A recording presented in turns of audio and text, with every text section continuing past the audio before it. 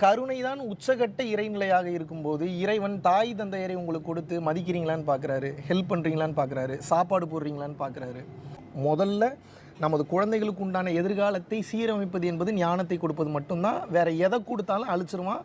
அறிவு எவ்வளோ பெரிய அறிவு இருந்தாலும் பணிவும் தன்னடக்கமும் கைண்ட்னஸும் இல்லை அப்படின்னா சொத்து மொத்தமும் அழிஞ்சிரும், கேரக்டர் போயிடும், எல்லாமே போயிடும்ன்றதை தாய் தந்தையர் முதலில் புரிந்து கொள்ள வேண்டும்.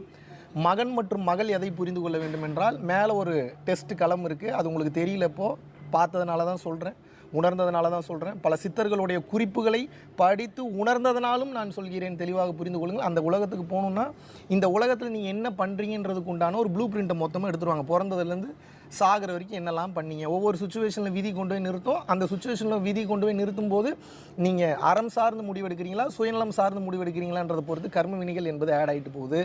தர்மம் சார்ந்து செயல்படும் போது கர்மத்தினுடைய மொத்த பலன்களும் கொஞ்சம் கொஞ்சமாக அழிகின்றது. அகத்தியர் சொன்னது போல தர்மத்தின் வழி செல்ல செல்ல கர்மத்தின் வழி குறையும்.